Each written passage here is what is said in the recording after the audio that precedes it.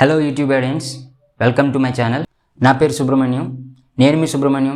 ఈ వీడియో మీరు చివరి వరకు చూస్తే నా జన్మధన్యం. ఈరోజు నేను 2 సినిమాల గురించి చెప్పబోతున్నాను. ఒకటి కథా కమం ఇష్యూ, ఇంకోటి పజిల్. ఒకటి English cinema, 2 Telugu cinema.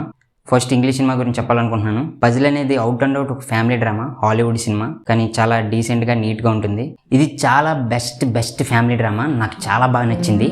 When I'm watching this movie, how I felt about this movie. Ray English ఏంట్రా? ఎవడరా నువ్వు? నేనురా సుబ్రహ్మణ్యం, నీ ఆత్మారాముని. నన్ను చూసి కూడా గుర్తుపట్టలేదు అబ్బే. ఆత్మారాముడా? ఓ రామ్ బ్రహ్మ, నువ్వా? నా అంతరాత్మ. నువ్వేంట్రా మధ్యలో? నేనేదో నాకు వచ్చిరని సినిమాలు పిచ్చి ఎక్స్ప్రెస్ చేద్దామంటే మరి నాకు మండేది.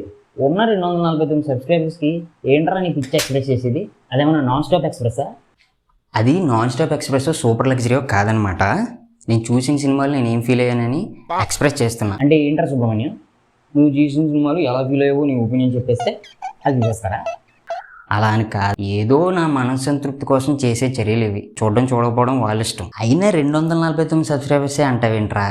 వాళ్ళకి ఈ వీడియోస్ చూసి వాళ్ళకి నచ్చితే ఇదే 249 సబ్స్క్రైబర్స్ 2049 అవ్వచ్చు.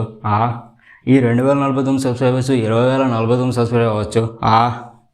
అలా ఈ రీచ్ నేషనల్ నుంచి ఇంటర్నేషనల్ వరకు.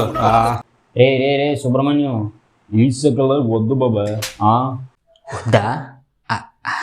ఓకే, వద్దు. ఏదో ట్రై చేస్తున్నావుగా, ట్రై చేయి. ఈ సబ్స్క్రిప్షన్ రీచ్ అంటావా తర్వాత సంగతి. నువ్వు ట్రై చేసేది మనస్ఫూర్తిగా ట్రై చేయి. నువ్వు సాటిస్ఫాక్షన్లా ట్రై చేయి. తర్వాత సంగతి తర్వాత, ఓకేనా? అలాగే లేరా రామ్ బ్రహ్మ. సరేలేరా సుబ్రహ్మణ్యం, నేను వెళ్ళొస్తాను మరి. ఇంకెప్పుడు రాకరా అయ్యా. అసలే నేను మాట్లాడేటప్పుడు తడబడుతూ ఉంటా. ఇంకిప్పుడు పజిల్ సినిమా గురించి కంటిన్యూ చేస్తే, ఒక ఫ్యామిలీ ఉంటుంది. ఒక హౌస్ వైఫ్, ఒక హస్బెండ్, 2 కొడుకులు. ఇలాగ డైలీ వాళ్ళకి కావాల్సిన పనులన్నీ తను చేసుకుంటూ, అదే డైలీ రొటీన్.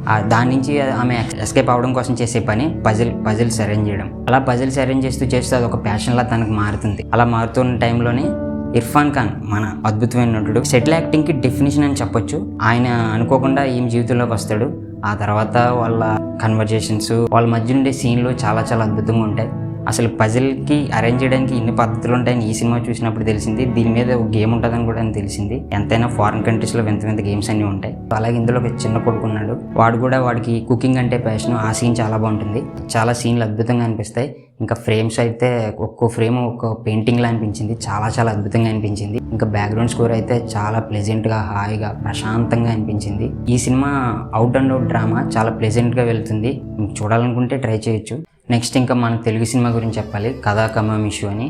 ఈ సినిమాలో తెలుగుతనం ఉట్టిపడింది. చాలా పద్ధతిగా, చాలా నీట్గా, ఎటువంటి వాల్గారిటీ లేకుండా ఇంత క్లీన్గా అవుట్ అండ్ అవుట్ నీట్ డ్రామాని తీసుకుని వచ్చాడు డైరెక్టర్ గౌతమ్ కార్తిక్. ఇంత రైటింగ్, అన్ని క్యారెక్టర్లను డీల్ చేస్తూ, ఇన్ని రకరకాల స్టోరీలు, 4 కథలు, 8 క్యారెక్టర్లు, ఆ ప్రేమలు, ఆ బాండింగ్స్, అలాగే వాళ్ళ మధ్య నుండే రొమాన్స్ ఎంత అద్భుతంగా, ఎంత క్యూట్గా అనిపించింది అంటే చాలా బాగుంది.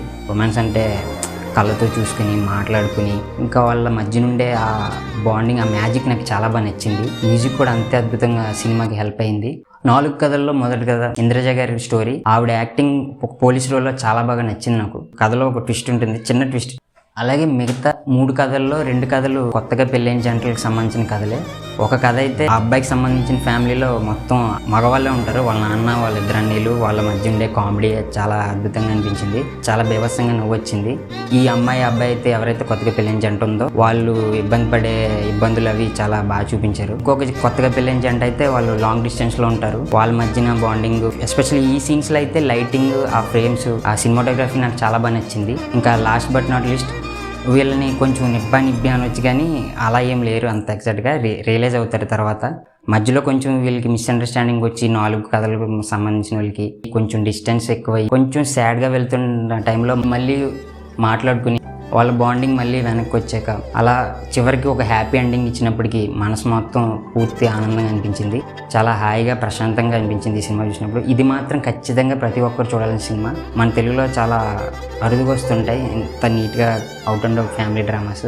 స్టార్టింగ్ నుంచి ఎండింగ్ వరకు చాలా పాజిటివ్గా, చాలా పద్ధతిగా, చాలా అంటే చాలా బాగుంది సినిమా. ఇది మాత్రం మిస్ అవ్వద్దు.